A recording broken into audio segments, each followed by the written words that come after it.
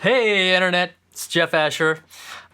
You probably don't know me, but I'm an editor on TV shows like Prodigal Son and Lethal Weapon, and also help create videos on the FCP Hollywood channel showing avid editors how to switch over to Final Cut 10. So far we've converted 2 people. Let's hope we get some more.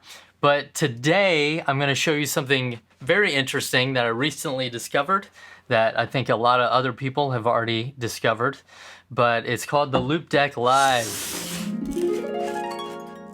Cue intro. Ba-da-ba-ba-ba. But I'm gonna do a little unboxing video and show you also some fun things to do with it in Final Cut 10. And I hope to use it on my next show that I'll be working on in Avid, because Lord knows there's a bunch of shortcuts on Avid and Final Cut and Premiere, and this guy will hopefully help out with that. So let's get started. All right, this is the box that it's shipped in. Actually, I got it from Amazon, so it was in a bag, and then this was in the bag. All right, so here we go. Whoa, nice.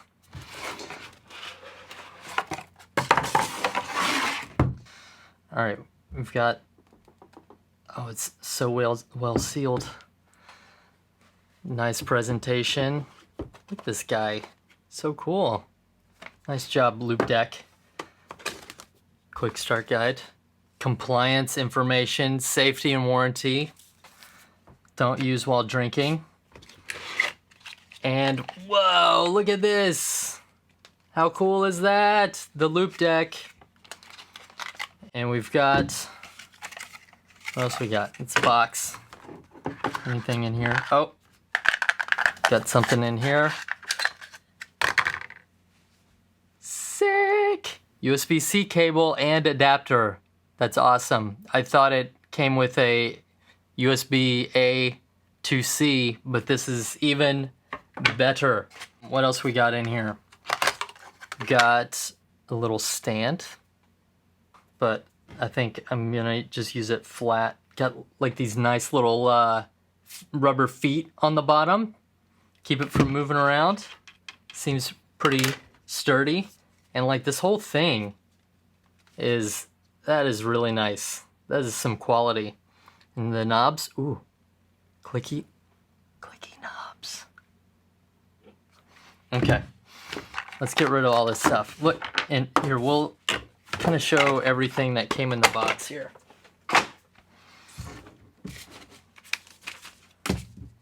Let's do it like this.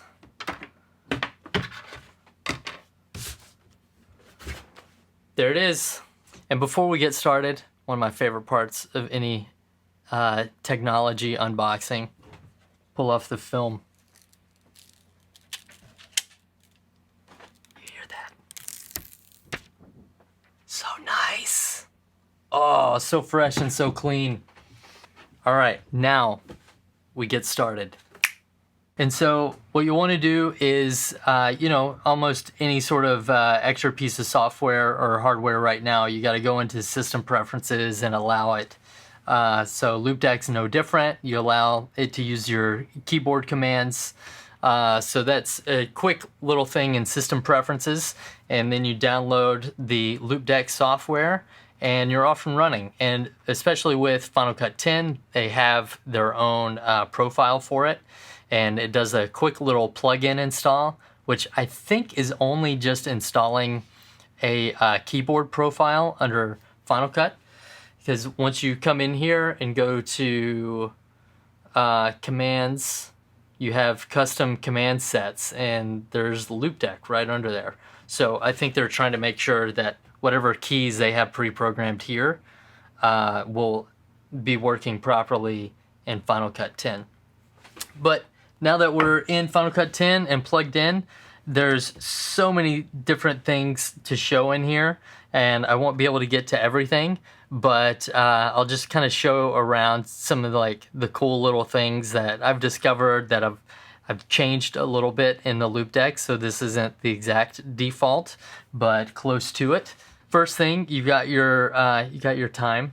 That's cool up there, and you've got your different kind of modes that you can go into, and you can create your own. But this is what came with it: editing, color, and audio. So if I go into like editing right now, I've got all my different shortcuts here.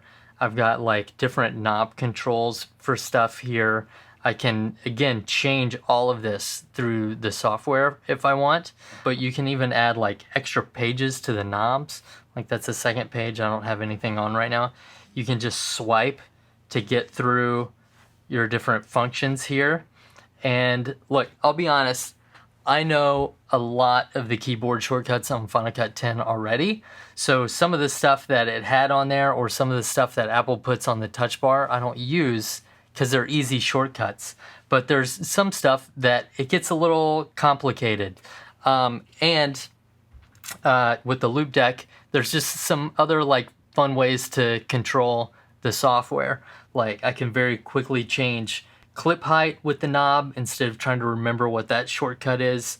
I can change like the clip view to quickly go through showing more audio waveforms or more picture. I can zoom the timeline here and yeah, get all the way down into the cool subframe level.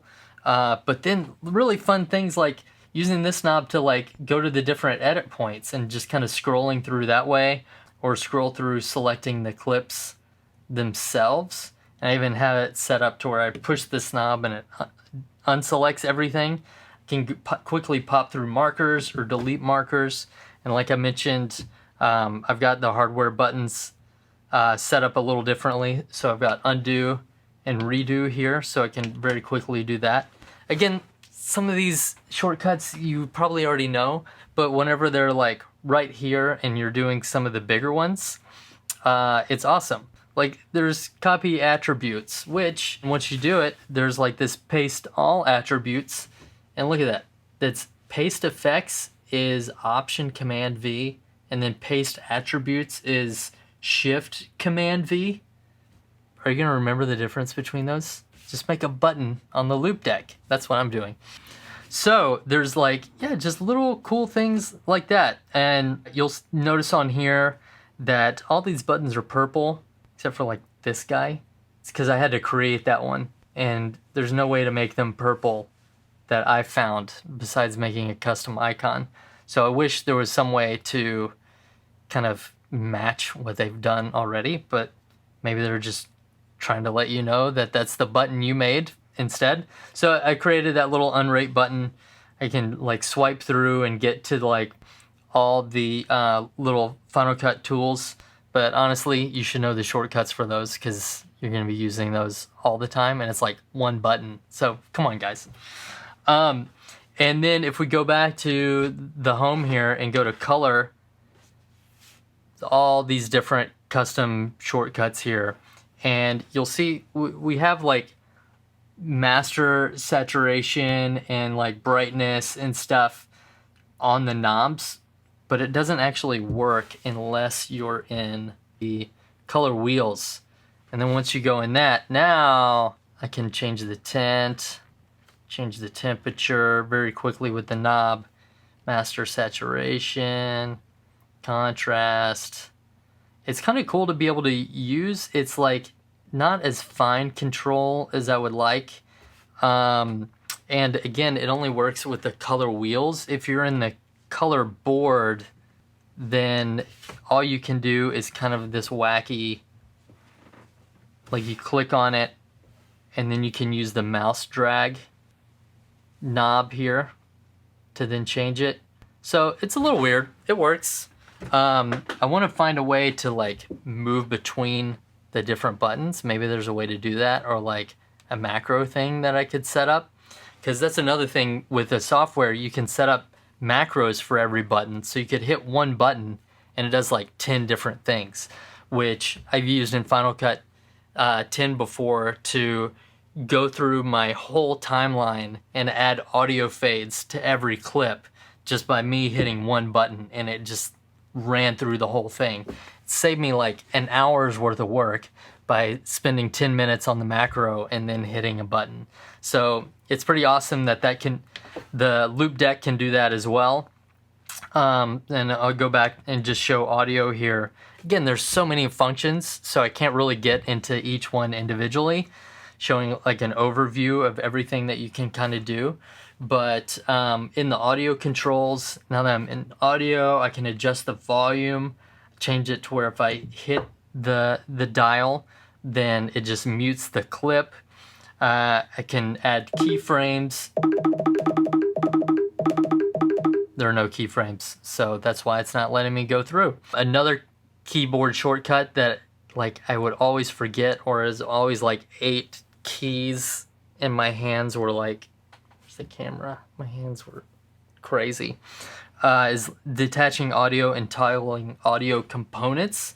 So then it's very easy to just hit one button and it does it. Awesome. Adding crossfades, easy peasy, freshly squeezy. So that's kind of it in a nutshell. Maybe I'll do another video at some point where I get a little bit more in depth in specifically using it for Final Cut 10. But there's some other videos about that already. This is kind of the short version of it. And so just wanted to unbox it, see how cool it looked. Again, it's very well constructed. Love the clicky wheels. You can't hear it, but it's clicking. The whole thing is just super solid. Even the USB-C cable is great. Sounds random to say, but it seems really quality. And so that's the short of the Loupedeck. Hope you enjoyed the video, and we'll go over a few pros and cons. And I gotta be honest, I was gonna try out a couple of other control surfaces. Wasn't gonna do the DaVinci Resolve thing because that's kind of more color correction. I wanted to get like those macros and quick access to shortcut keys. And this is great because it like changes the buttons to whatever you're using. It's got these great clicky knobs and extra little buttons down here. Like you saw that I have undo and re-undo, whatever you call that. Undo the undo and quickly switch between profiles. It's so cool.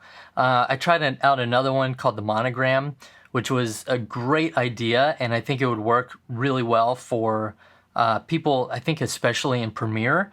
And they have a way to use it in Final Cut, but it wasn't quite working for me very well. And I just needed those more buttons and the shortcut buttons, which leads me to the Stream Deck, also a really cool device. And it's great if you just need a ton of buttons for whatever program that you're in, including, yeah, Final Cut or Avid or Premiere. But yeah, it's just these knobs. Hold on. I was being prompted to like slide this into frame. There it is. It's right here the whole time. But back to the Loupedeck. Yeah, it's just these extra hardware buttons, the knobs. That's just really what sold me on this. And it's so well constructed. It's like, I don't know, aluminium if you're British. And the only way to make that one part was to machine it from a single piece of aluminium. And so, yeah, like I said, it's got a lot of macros. You can do shortcut keys. It's just really great to be able to hit one button and it does what you need it to do. And you got the little picture of it down there. And the final pro that I was gonna say about it, not only can you use the hardware buttons to switch back and forth, but just being able to swipe between the different profiles is pretty darn amazing. And very, you know, iPhone-like, very Apple-like. It seems like they put a lot of thought into the hardware itself, which leads me to some cons. So everything so many things that I love about it, but not everything is great. The app to set it up is a little weird, a little unintuitive. I was like clicking on some things to try to like go to the buttons to change it or go to a profile, but then it was making me change the buttons and not switching to the profile. Then I figured out where that went, and then I would search for some shortcut buttons that were in Final Cut 10, and I couldn't find the shortcuts in Final Cut 10, so I kind of had to make my own button. But then whenever you make your own button, it's like not the cool like shaded purple that they use for their buttons, and there's no way to change that, or at least not a way that I've found. And so you kind of have to live with the then black background, or you could make, or some companies you can buy your own little icons that you can replace. But besides making your own or buying some and replacing them, there's no way to kind of fudge the colors or do your own little tweaks within the button design that they have for the icons, which would be kind of cool. Maybe a little bit complicated and not necessarily what they would have to do for this, because it's already so awesome. But it would be a little nice to have, a little bit more Apple-like, you know what I'm saying? And then the last thing, which was kind of a big thing for me, that honestly the Monogram was able to do, because it integrated with this app Command Post with Final Cut 10, which is a great little app that kind of lets you do kind of sneaky, tricky things in Final Cut that you wouldn't normally be able to do. Definitely worth checking out on its own. There is kind of an integration with Command Post to the Loupedeck, but not the Loupedeck back to Command Post. So on Monogram, I was able to use their dials via Command Post to do transform controls. So like change the opacity of a clip, or move it the XY position, or scale it up and down. It was really awesome. You could quickly add a keyframe and do that, and move down the timeline and add a keyframe. On this, there's no current way to do that. I emailed Loupedeck already to see if they have any plans to add something like that or integrate it, because it was really great. And it would be awesome to have. And so the last thing with that too, like the color correction is a little weird with these, since it's just these dials instead of like, you know, DaVinci Resolve with the cool little like balls that you can move. You kind of either have to go with the color wheels, and it'll let you move like hue and saturation and color temperature and your shadows and highlights and things like that. But if you're a fan of the color board in Final Cut 10 like I am, there's not a great way to use it. You like can click on one of the pucks and then use one of these, and it kind of sneakily does a mouse click and moves up and down on the puck. So it's smart. It was a clever solution, but it's just not a great solution, but it works. So I'm gonna play around with that a little bit more, see if I get used to it. But yeah, I'm a big fan of the color board and playing around with Final Cut 10 color correction that way. So thanks for watching. I hope you learned a little bit about the Loupedeck Live, and learned maybe a little bit more about Final Cut 10. Maybe I'll do a follow-up video after I use it some more with Avid Media Composer. But until then, enjoy, and see you next time. Bye.